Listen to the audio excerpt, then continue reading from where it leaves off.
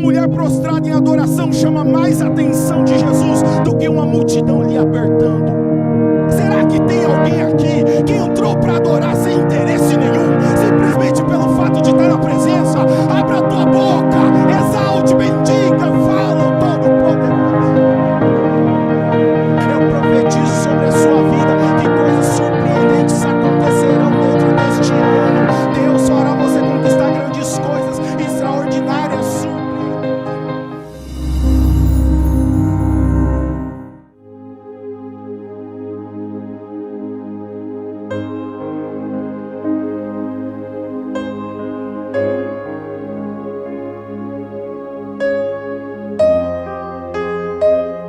O Senhor, Deus é maravilhoso, nós estamos na presença de Deus.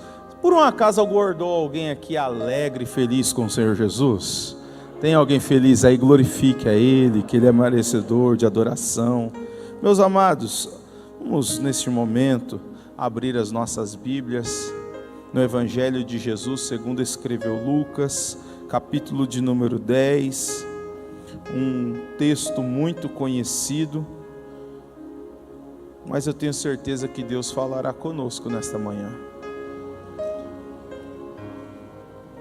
Abra os seus olhos espirituais, desarme a sua mente para ouvir, entender e receber aquilo que Deus quer falar conosco nesta manhã.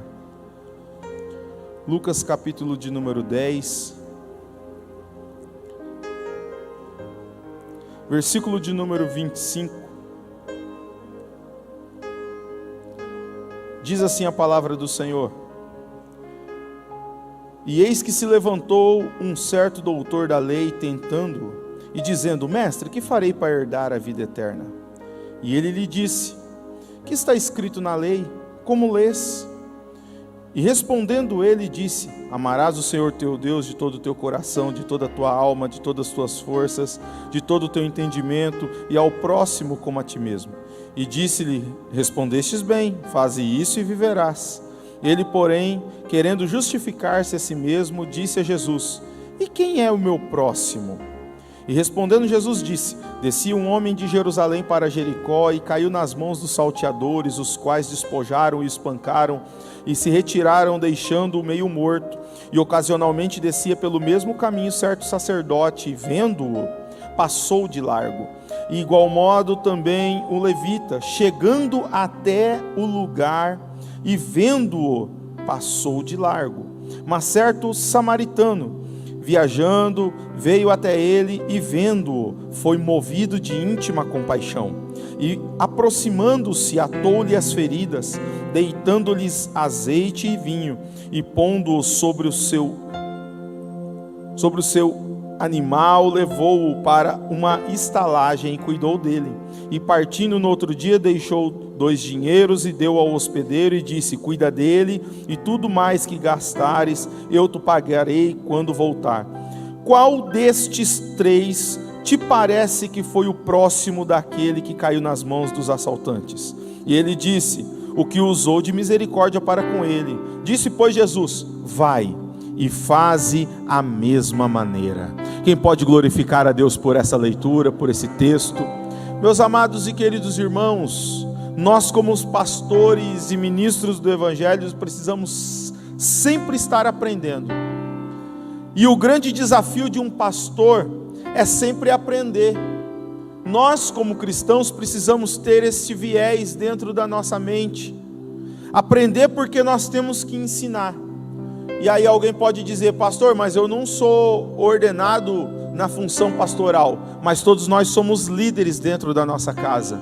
Nós somos os pastores da nossa família, do nosso lar. Somos discipuladores. Então nós precisamos entender que todos nós precisamos aprender para podermos ensinar. E não basta apenas ensinar uma teoria fria, mas nós precisamos ver tudo isso, aprendermos todo o contexto de aprendizado, mas nós precisamos vivenciar tudo isso na prática. E nós temos como igreja uma responsabilidade. E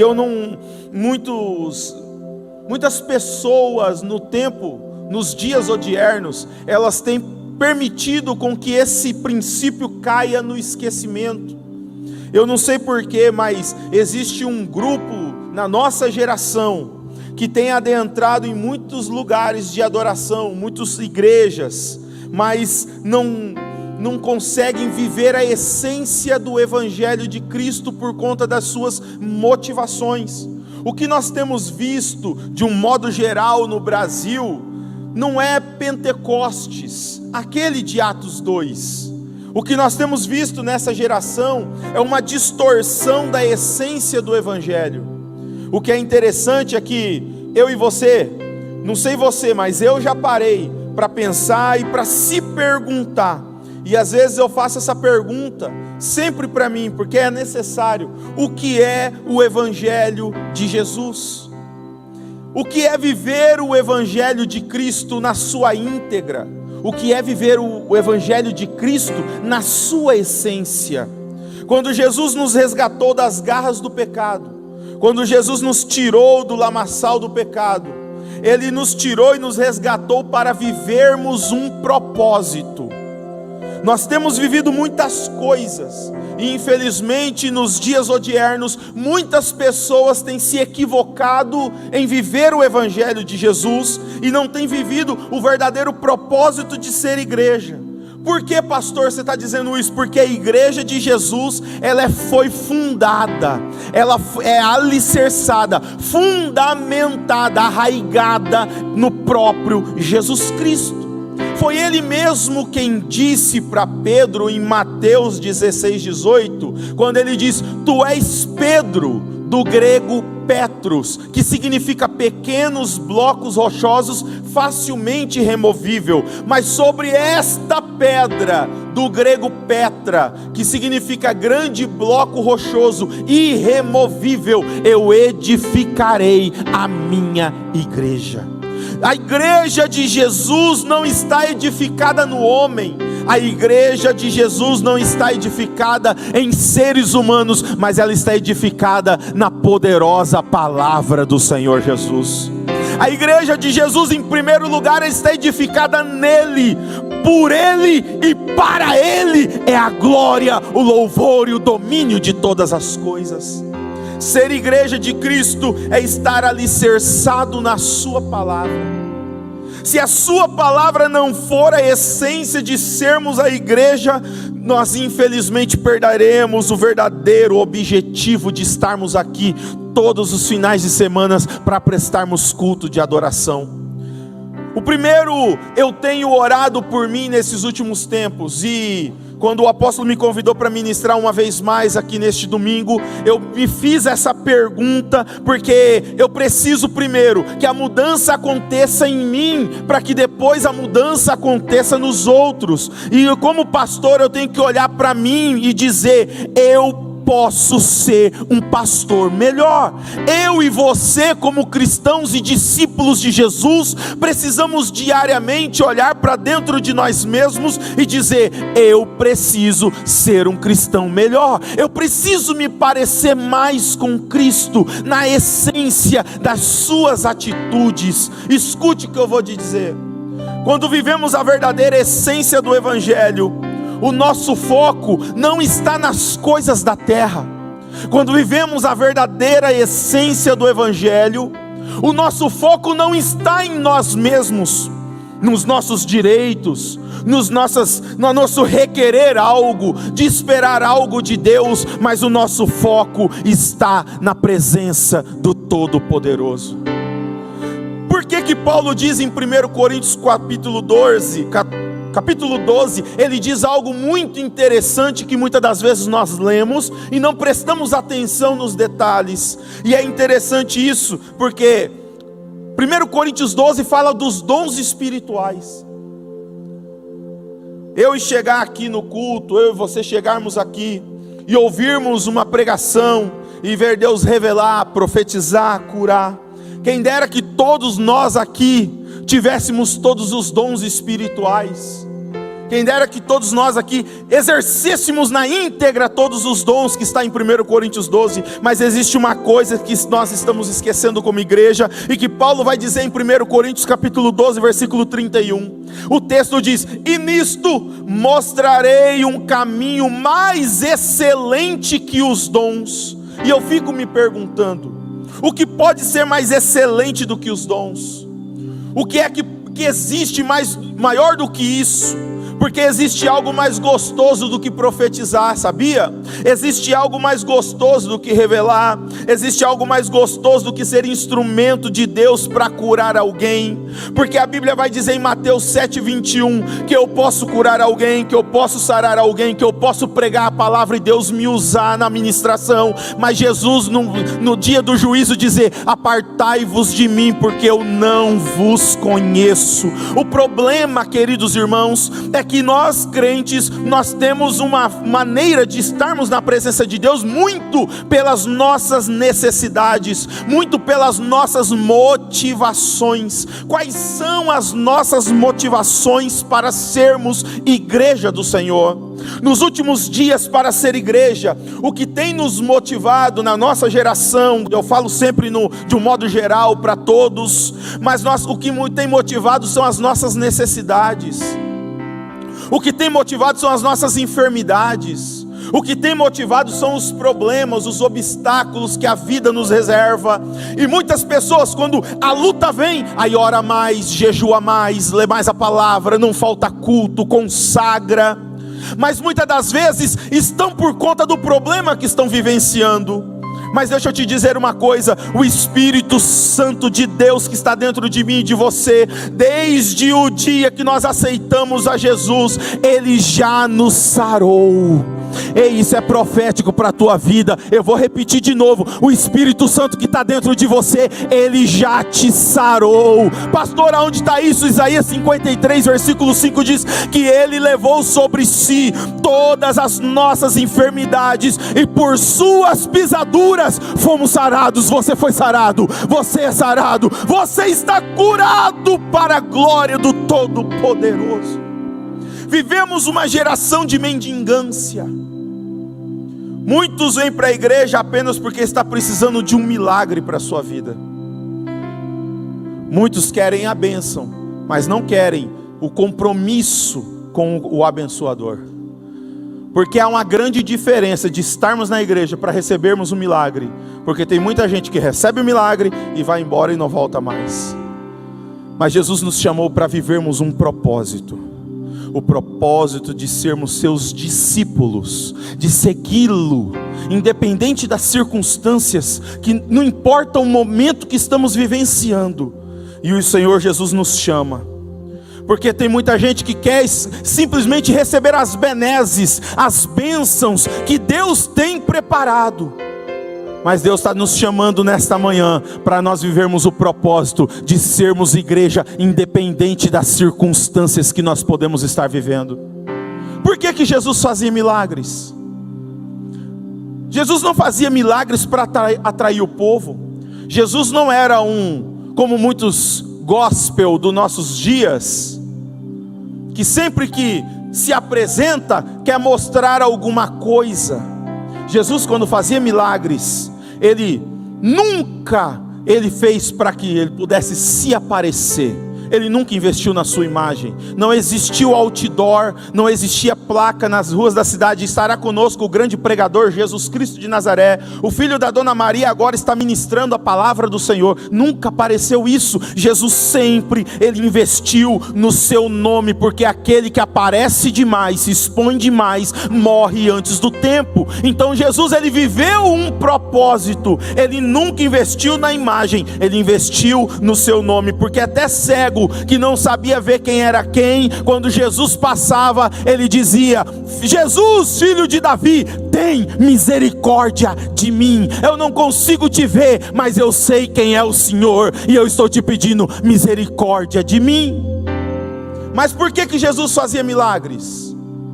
Jesus fazia milagres por 3 grandes propósitos. Primeiro, isso aqui é interessante, porque quem espera o arrebatamento da noiva do Cordeiro aguarda por esse momento. Quando Jesus fazia o milagre, o primeiro propósito era uma espécie de antecipação do gozo eterno do seu reino. Talvez alguém esteja se perguntando: como vai ser lá no céu? É mais ou menos isso daqui. Quando ele curava um cego físico, mais do que simplesmente mostrar poder sobre o físico daquela pessoa, Jesus estava mostrando a toda aquela multidão, a todas aquelas pessoas, sem dizer uma só palavra. Quando ele curava, ele estava curando e dizendo: no futuro eterno do meu reino, ninguém vai ser cego e ter deficiência física. No futuro do meu reino, todos serão iguais.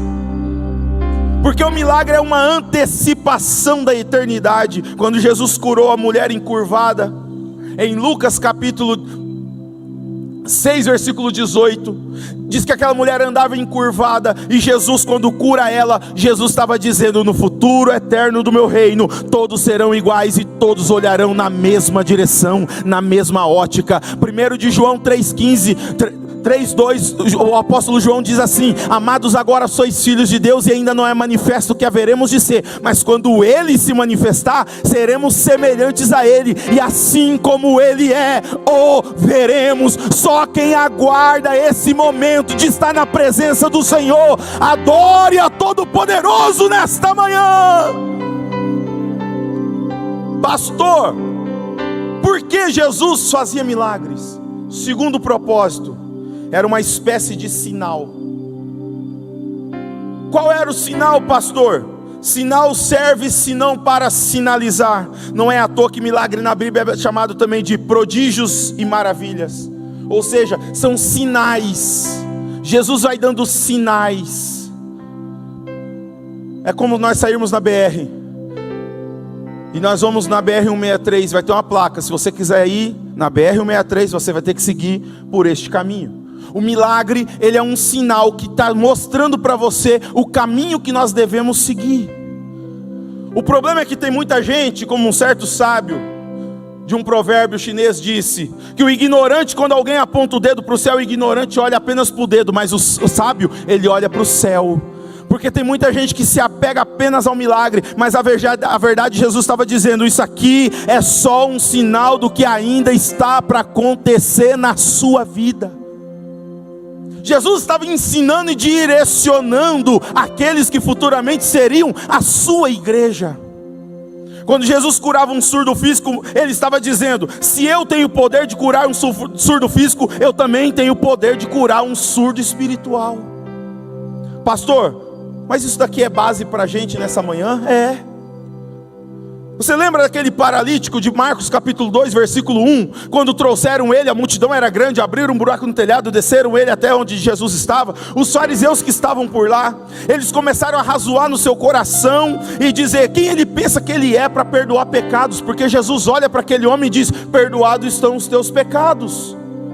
Eles disseram: oh, ele está doido, só Deus tem poder de perdoar pecados, ele não pode fazer isso. E Jesus, sem dar resposta, Jesus, ele simplesmente olha para eles e faz uma pergunta simples, mas importante. Quando Jesus olha para eles, ele diz: o que é mais fácil dizer ao paralítico, levanta e anda, ou perdoados estão os teus pecados? Sabe o que eles responderam? Nada, porque eles não podiam se contradizer naquilo que eles estavam atacando Jesus. Então se eles dissessem: é mais fácil mandar ele levantar e andar, aí Jesus diria para eles: então manda ele levantar, vai. Eles não tinham poder para isso. E se por um acaso eles dissessem: não, é mais fácil perdoar os pecados, eles estariam se contradizendo naquilo que estavam acusando Jesus. Mas sabe o que Jesus faz? Sem dizer uma só palavra para eles, Jesus olha para o paralítico e disse: olha, para que vocês saibam e entendam que o Filho do Homem tem poder, ou seja, algo maior, de perdoar pecados. Aqui está o sinal de que eu tenho poder.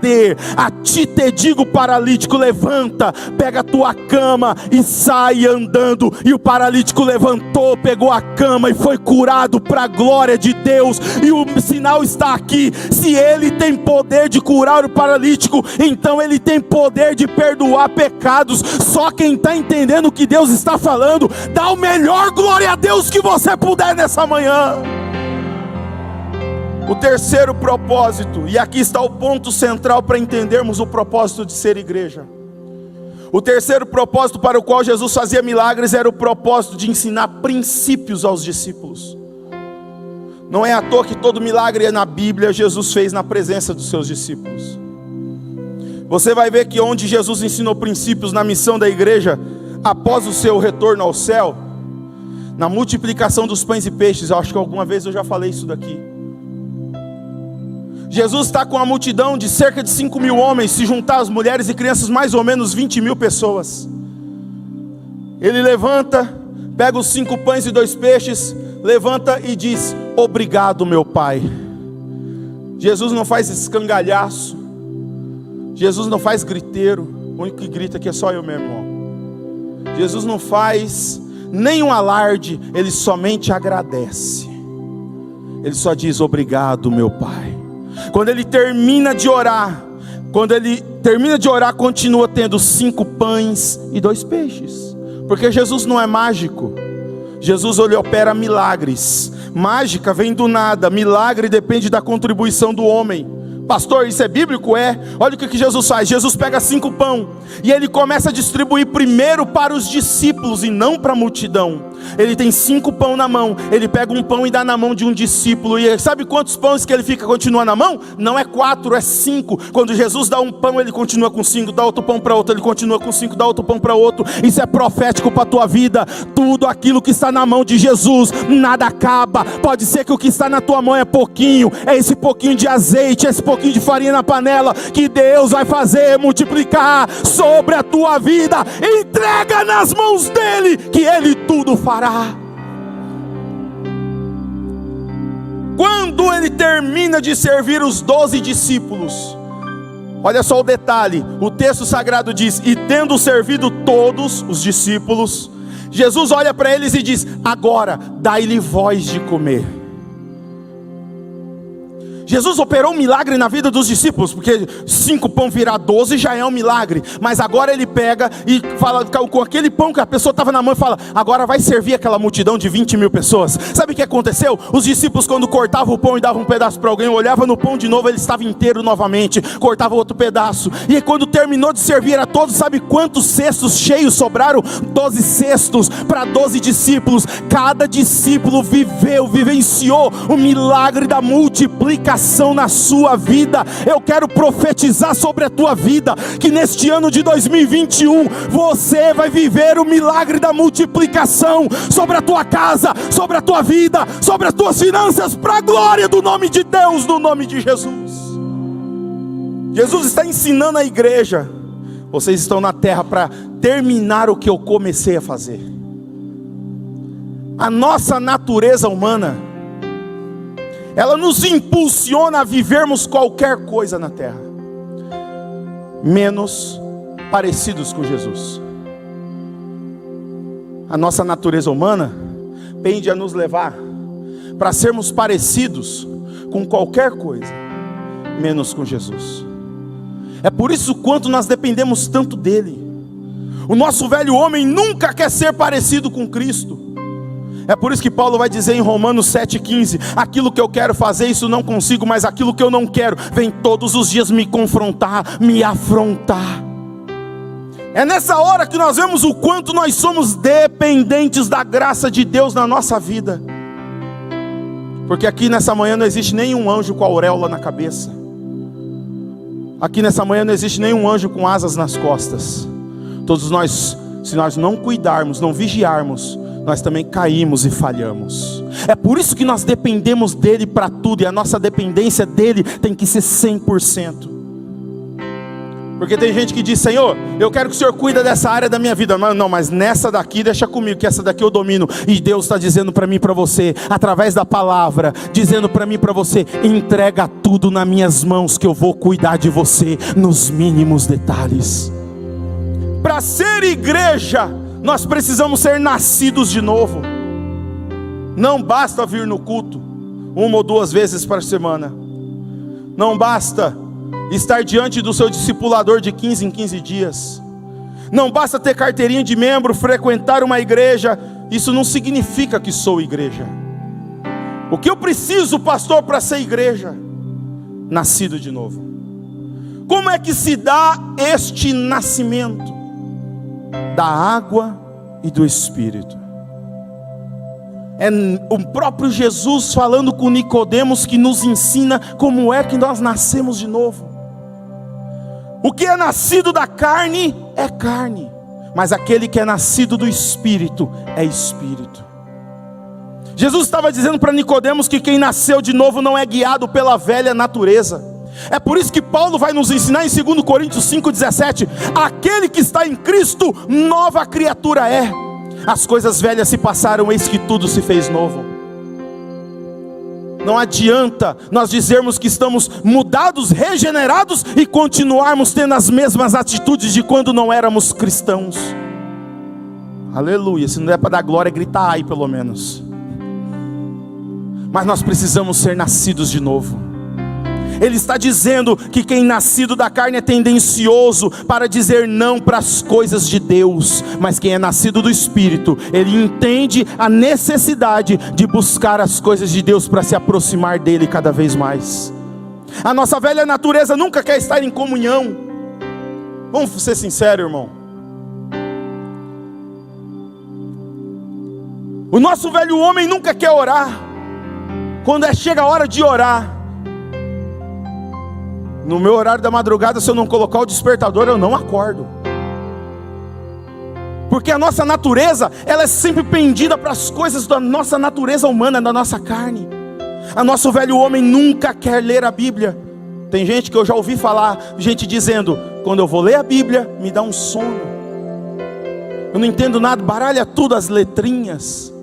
Mas nós conseguimos ficar 3, 4 horas na frente da Netflix, séries e tudo mais.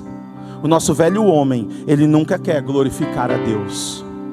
Ele sempre quer viver um sistema pragmático religioso. Pastor, o que é isso? É eu viver o meu bel prazer ao longo da semana e chegar aqui no domingo, glorificar a Deus, desligar a chavinha no domingo à noite e na segunda-feira voltar a ser aquele velho Geisiel de antigamente. E isso não é o Evangelho de Jesus. Aquele que é nascido pelo Espírito, ele é guiado pelo Espírito. Aquele que é nascido pelo Espírito, ele é transformado pelo Espírito. Aquele que é nascido de novo, ele é cheio do Espírito Santo. Ele não é apenas um copo pela metade, mas ele se deixa ser levado pelo Espírito, ao ponto de ser transbordado pelo Espírito Santo de Deus, porque ele reconhece a necessidade da presença de Deus diariamente na sua vida. Jesus estava com seus discípulos ensinando. Então chega um fariseu e faz uma pergunta para Jesus. Mas a pergunta não era de um aluno que quer sentar para aprender. Ele estava tentando pegar Jesus em algum erro. Mestre, o que eu tenho que fazer para herdar a minha vida eterna? Jesus disse: o que é que está escrito na lei, doutor da lei? O que é que está escrito na lei, sendo que você sabe tanto? Ele diz: esse aqui deixa comigo. Essa área aqui eu domino. Amar a Deus sobre todas as coisas, de todo o teu coração, de todo o teu entendimento, de toda a tua força, e ao teu próximo como a ti mesmo. Jesus disse: ok, faz isso e terás vida. Mas ele mais uma vez pergunta, tentando se justificar, porque nem ele mesmo entendia o que estava escrito na lei: Senhor, mestre, quem é o meu próximo? Ei, quem é o teu próximo? Quem é o nosso próximo? Você já parou para perguntar isso para você mesmo? Quem é o nosso próximo?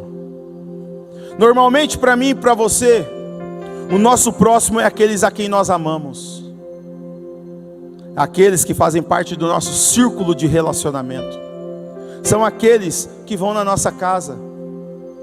O nosso próximo são os nossos familiares, esposa, filhos, nossos parentes, amigos, irmãos da igreja. Quem é o nosso próximo? Queridos, deixa eu te dizer uma coisa: nós estamos perto de muita gente dentro da igreja, no nosso trabalho, até mesmo dentro de casa. Mas estar perto de alguém não faz de mim próximo dela.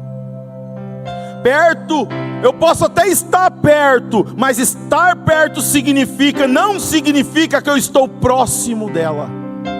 Estar perto significa que nós estamos muito distante de estarmos próximos de alguém. Talvez você está ao lado de alguém que você só cumprimenta com a paz do Senhor, com a graça e paz, e não consegue nem saber quem é o nome dessa pessoa. Estar próximo é sentir empatia, é se colocar no lugar do outro. Estar próximo de alguém é sentir compaixão, é sentir como se fosse com você aquela situação que o outro está vivendo. Estar próximo é sentir a dor do outro, compartilhar o sentimento do outro. É por isso que a Bíblia vai dizer em Romanos 12:15: se alegrai com os que se alegram e chorai com os que choram. Isso significa ser próximo de alguém. Jesus então conta que um homem descia de Jerusalém. No caminho de Jericó, ele é pego pelos assaltantes que o roubaram e o espancaram até o nível de deixá-lo quase morto. Quase mataram aquele homem. No mesmo caminho que aquele homem estava caindo, sangrando, agonizando, passa também um sacerdote e viu ele ali caído, moribundo, quem sabe gemendo, mas não fez nada para ajudar aquele homem. Em seguida passa um levita do templo. Quando ele passa, ele também não faz nada. Sabe qual é a marca do sacerdote? A sua religiosidade. Existem muitas coisas dentro da lei que impediam um sacerdote de tocar alguém que estava possivelmente morto, porque se ele tocasse, ele poderia tornar-se impuro e ele não poderia adentrar no santuário. Às vezes a nossa religiosidade nos impede de socorrer alguém necessitado. Às vezes nosso sentimento de um religioso nos impede de estender a mão para aqueles que estão agonizando, precisando de salvação. O levita passa, e segundo a Bíblia diz: e ele chegou ao lugar aonde estava o homem. Isso nos mostra que ele chegou mais perto para ver como que estava a situação daquele homem. Satisfeito com a sua curiosidade de ter olhado aquele homem mais de perto, observar as feridas, ele também vai embora sem fazer nada.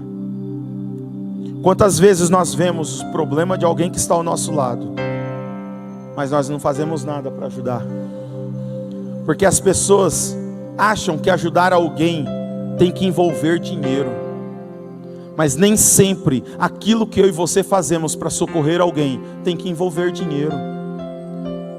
O que às vezes a pessoa que está ao teu lado precisa é apenas de um abraço de cura. Quem sabe o que está precisando é apenas uma visita. Quem sabe o que está precisando é apenas uma ligação. Parece que não, mas aquela mensagem de WhatsApp faz toda a diferença no início da manhã. E às vezes nós permitimos que o nosso ativismo, a correria do dia a dia, nos impede de vivermos a essência do Evangelho de Cristo. É forte, né, irmão? A gente se pega olhando para dentro de nós mesmos e vemos o quanto que muitas das vezes nós precisamos melhorar. Muitas das vezes nós nos colocamos na posição de um sacerdote. Não, eu não posso, meu amado irmão, porque eu não posso ir lá fazer essa visita para aquela pessoa que está precisando, porque eu tenho o meu discipulado, eu não posso mudar para depois de amanhã. Não, eu não posso porque eu tenho que fazer isso aqui. Não, eu não posso porque o meu trabalho. Não, eu não posso porque o meu filho. Não, eu não posso porque a minha esposa. Eu não posso porque o meu marido. A gente sempre inventa alguma desculpa para que a gente não precise socorrer aqueles que precisam de nós. Pastor, mas o senhor está falando de algo que eu não domino, eu não sei pregar. E quem é que diz que você precisa saber pregar para Deus te usar? Para trazer uma palavra de apoio, uma palavra que possa restabelecer a saúde emocional de alguém. Às vezes nós nos colocamos na posição de um levita. Nós vemos o que o outro está passando, mas não fazemos nada. E ainda dizemos: quem sou eu? Não, coitadinho de mim, eu não sei pregar, eu não sei cantar, eu não sei evangelizar, eu não sei falar de Jesus, então eu não sei fazer o quê? Porque às vezes a autocomiseração faz de nós hipócritas, porque nós temos esse domínio. Tiago 4,17 diz que aquele que sabe fazer o bem e não faz, comete pecado. E às vezes nós nos omitimos de socorrer aqueles que precisam. Quem sabe está lá no teu condomínio, quem sabe está lá no seu bairro, quem sabe é seu colega de trabalho, quem sabe é um amigo, quem sabe é um parente, que você sabe o que ele está passando, mas está fazendo vista grossa para socorrer. É forte, né, irmão?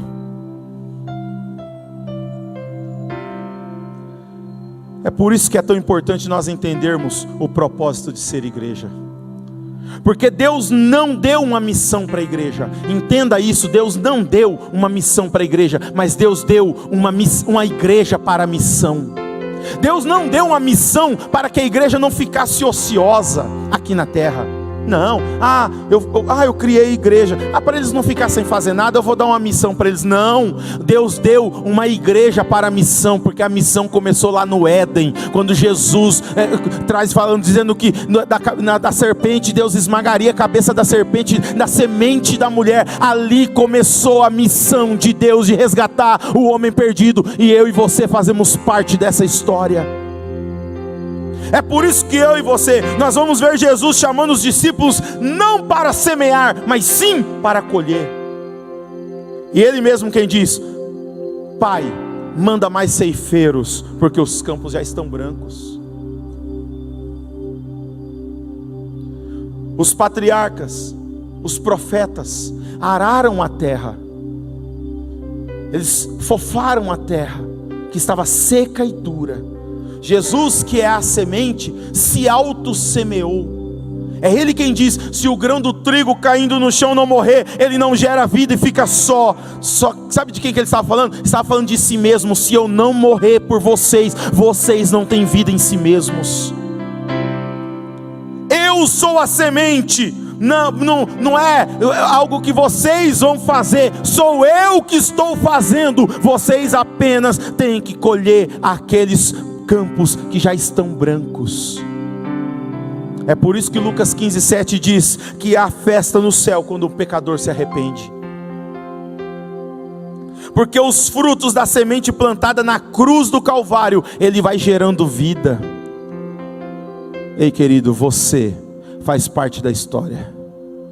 Você é discípulo de Cristo e Ele te chamou para dar continuidade na missão que Ele propôs. Então você também precisa gerar vida. Nós geramos vida. Nós fomos chamados para a colheita. A trombeta vai soar a qualquer momento. Jesus virá arrebatar a igreja e nós não podemos ser egoístas demais ao ponto de querer subir apenas eu e você e a nossa família. Nós temos muito campo branco lá fora para que nós participemos desta colheita. Não importa o lugar, não importa o momento, aonde você colocar a planta do teu pé, o nome dele tem que ser glorificado e exaltado através da sua vida. Tem alguém entendendo o que Deus está falando aqui? Aleluia!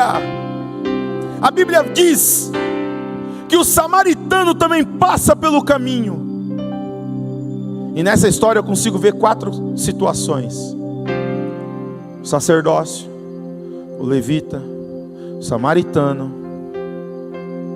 e o homem à beira do caminho. E nós precisamos identificar em qual momento da história nós estamos participando.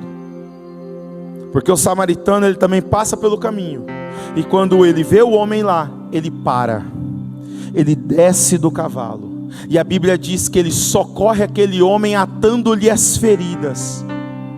A primeira coisa que se faz com um ferido é pegar o remédio, passar na ferida e depois atar. E o remédio que o samaritano usou foi o vinho e o óleo.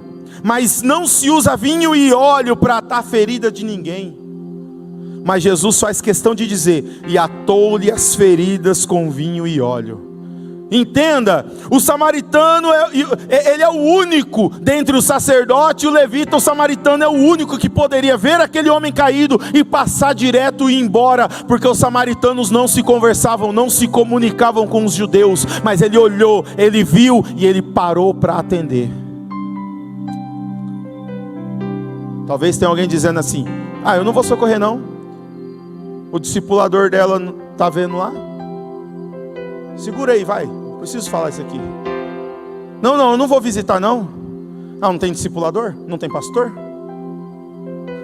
É forte, né? Ser confrontado é complicado, né?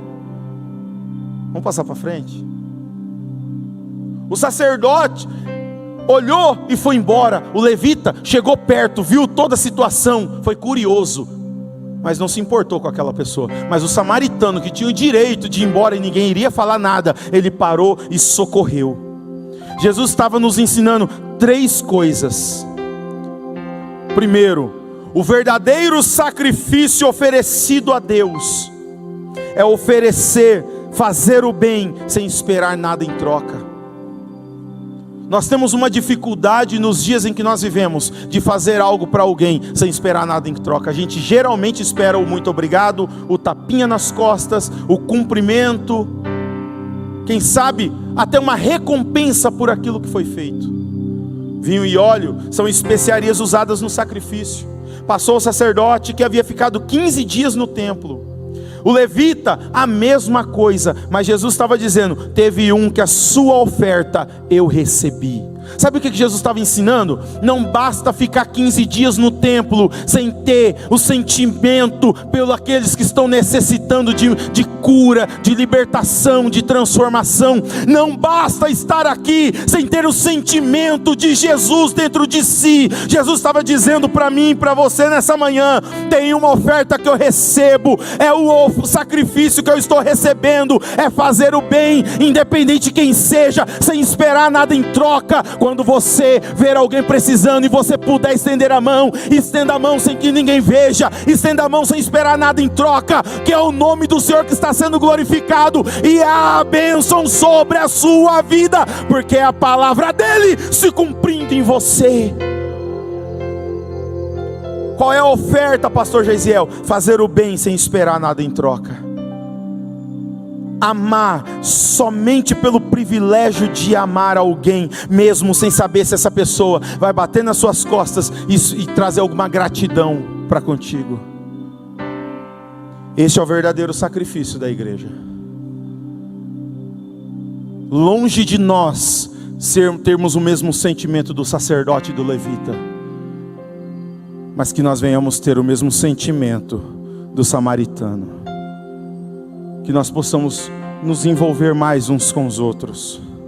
Que nós não venhamos ter aqui na nossa comunidade um sentimento frio de apenas um cumprimento quando chega e um cumprimento quando vai embora. Que nós possamos sentir a dor de alguém que está sofrendo. Que nós possamos nos colocar no lugar daquela pessoa que está necessitando. Parece que o doe com amor já virou rotina na nossa vida. Todo mês a gente ouve isso. Mas isso não pode virar rotina. A gente precisa entender: tem alguém que precisa mais do que eu. Precisamos nos colocar no lugar dessa pessoa. E o segundo sacrifício para Deus é amar apenas pelo privilégio de amar. Pastor, isso aí eu faço, é mamão com açúcar. Ah, é? Nós temos um amor seletivo, queridos. Escolhemos a quem nós queremos amar. Nós selecionamos aqueles que nós queremos amar. Mas isso não é amor, isso é gostar. Tem gente que gosta de mim, tem gente que não gosta. Tem gente que gosta desse meu jeito meio doido, mas tem gente que não gosta. Mas todos, gostando ou não gostando, tem que me amar. Mateus 5,44 diz que nós devemos amar e orar até pelos nossos inimigos. Tem alguém falando mal de você, critica você, deseja o teu mal, até por ele você tem que orar. Porque senão nós não vamos viver a essência do Evangelho de Jesus. Mateus 5,7 diz: bem-aventurados os misericordiosos, porque estes alcançarão misericórdia. lei da semeadura, ela é real e acontece isso comigo e com você. Que nós venhamos ter um olhar mais profundo para aqueles que estão ao nosso redor. Porque quem está na rua, às vezes a gente passa como se fizesse parte da calçada. Faz de conta que não viu. E a espada está cortando aí, está cortando aqui também. Porque primeiro tem que cortar aqui.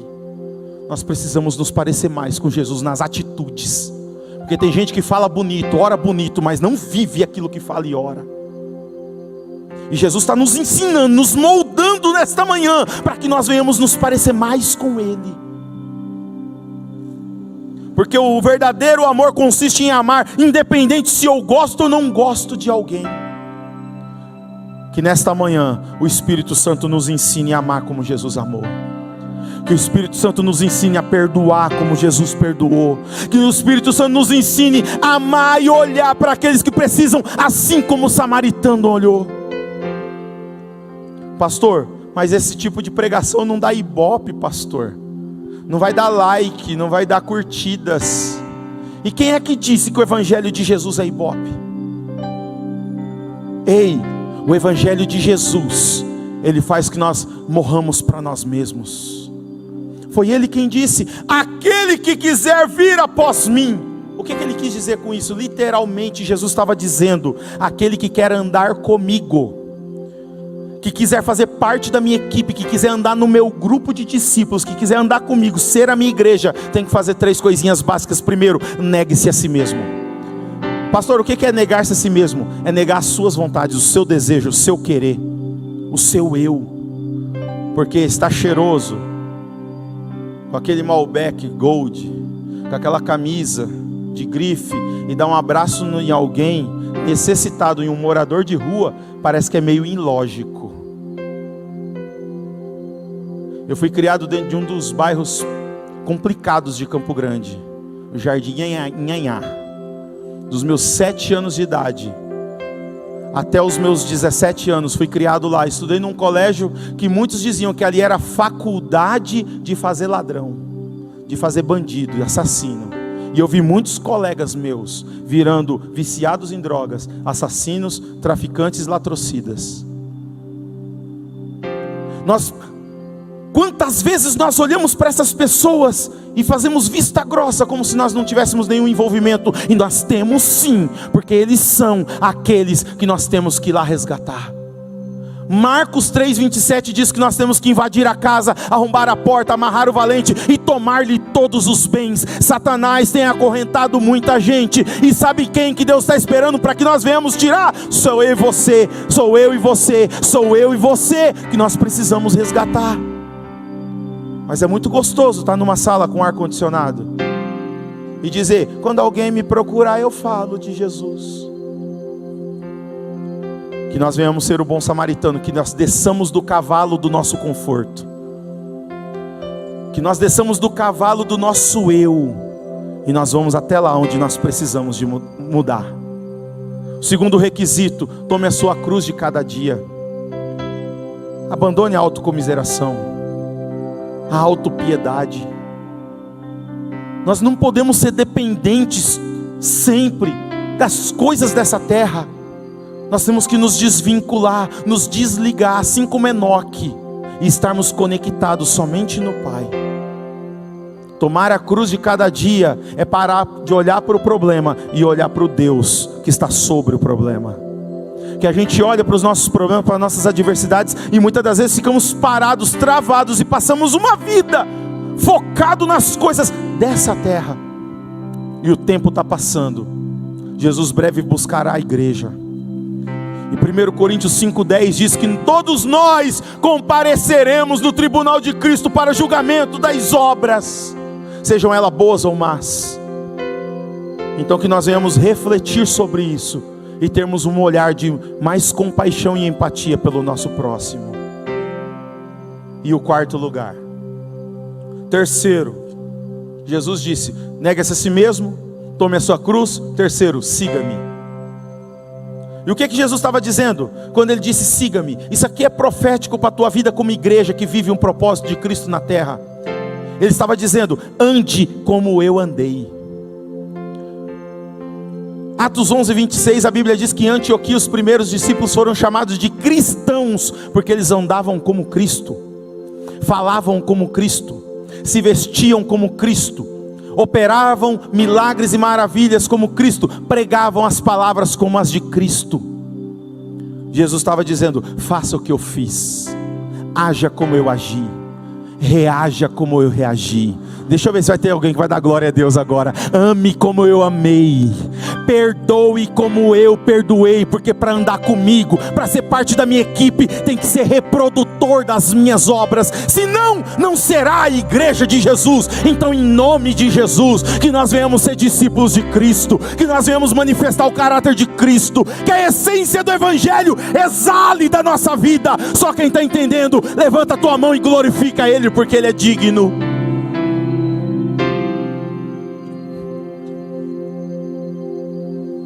Quarto lugar, para encerrar,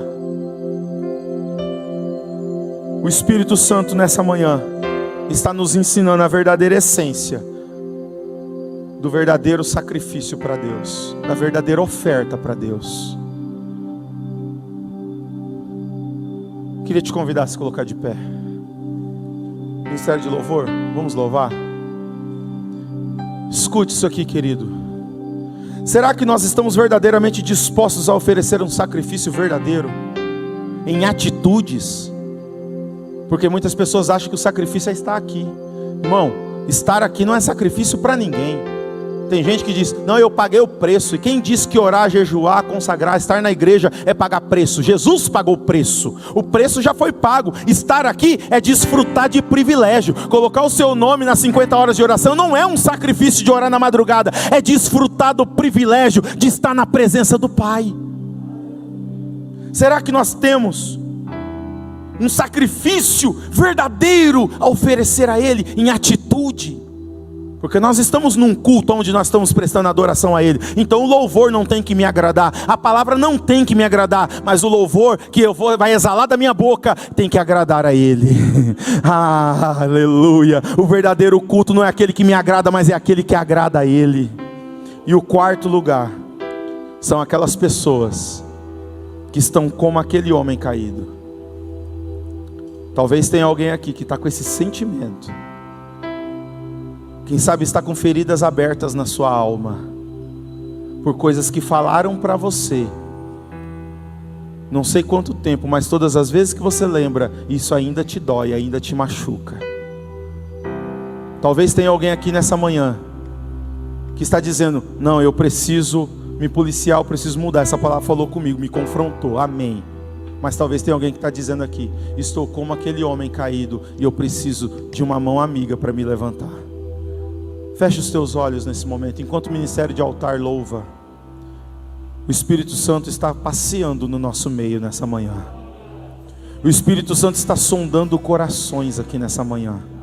Ele está entrando nas vielas da tua alma, nas avenidas do teu coração e trazendo bálsamo, trazendo o óleo da unção sobre a tua vida. Vamos louvar a Deus. Adore a Deus nesse momento. Fale com Deus. Jesus, eu quero ser igual a Ti. Aleluia! Exaltado é Teu nome, Jesus. Quero amar o que Tu amas. Eu quero estar onde Tu estás. Em nome de Jesus, deixa Deus te sarar nessa manhã. Um coração igual ao Teu. O Espírito Santo está curando feridas abertas na alma nessa manhã. Coração igual ao Teu.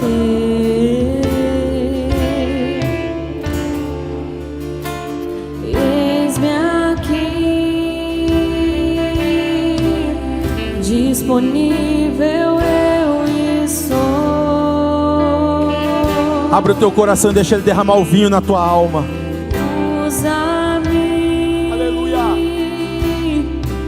Eu quero ser as Tuas mãos. Santo Deus, ajuda-me.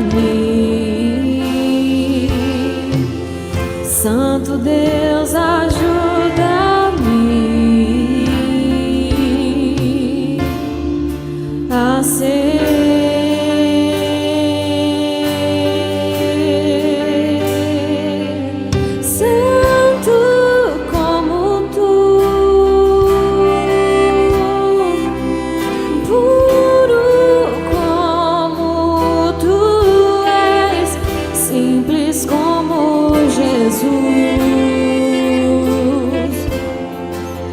Apenas como Jesus,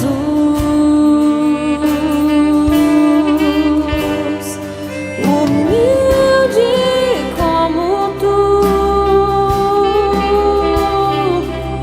manso como tu és, simples como Jesus, apenas como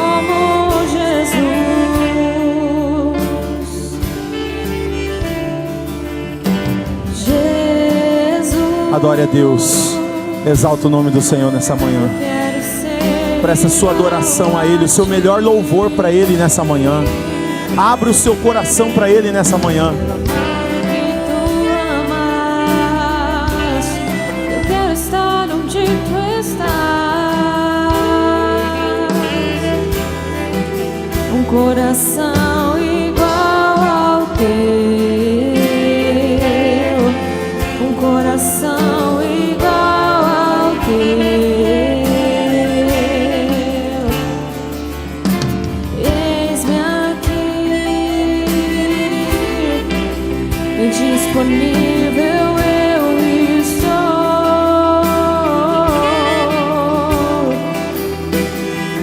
Usa-me, eu quero ser as tuas mãos. Santo Deus, ajuda-me. Nos ajuda, Senhor, a ser parecido contigo, Pai. Santo Deus, ajuda-me. Exaltado é teu nome, Jesus. Adore a Deus, querido. Abra o teu coração e enalteça o nome do Senhor.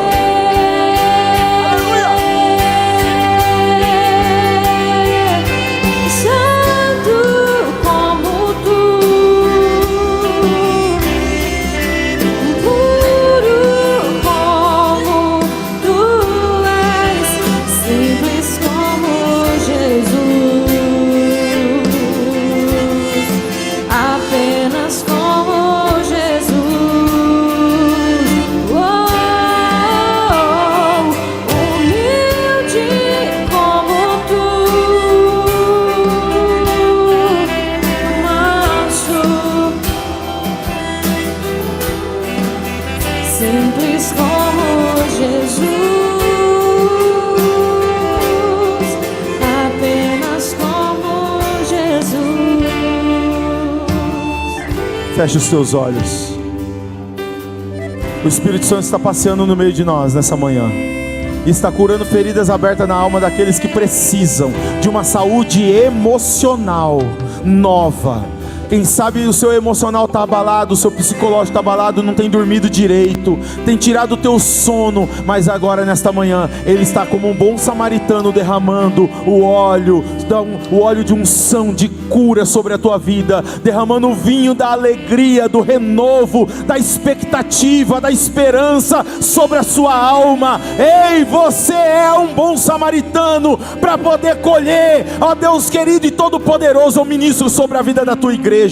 Ó Pai amado, abençoa, Pai amado, a tua família, ó Pai, a tua igreja, a tua noiva, no nome de Jesus Cristo, Pai. Aqui estão os teus filhos, aqui está a tua noiva, Pai. Apresenta a ti os teus filhos nessa manhã, cura feridas na alma, ó Pai querido, nos ajuda, nos arraiga segundo a tua palavra, ó Pai, que nós possamos entender que nós somos chamados para colheita, que nós não venhamos ser religiosos como sacerdotes, que nós não venhamos ser curiosos como o levita, mas nós possamos ser como o samaritano que desceu do cavalo, da seu conforto, do seu eu, das coisas que prendiam ele, daquela religiosidade, mas ele desceu para curar pessoas, que nós possamos manifestar o seu caráter de Cristo nas nossas vidas. Eu ministro autoridade sobre a vida da tua igreja, eu ministro força sobre a vida da tua igreja, eu ministro sobre a vida da tua igreja, ó Pai querido, o teu poder se manifestando para a glória do teu nome, em nome de Jesus. Com o teu Espírito Santo, derrama o óleo da unção neste lugar, derrama o óleo da unção neste lugar, nos enche nessa manhã, ó Pai querido, para que 2021, o nosso ano seja diferente, cheio do poder, cheio da graça, para a glória do teu nome, no nome de Jesus, amém, amém e amém. A igreja aplaude o Senhor, Ele é digno, Ele é merecedor da tua adoração, aleluia.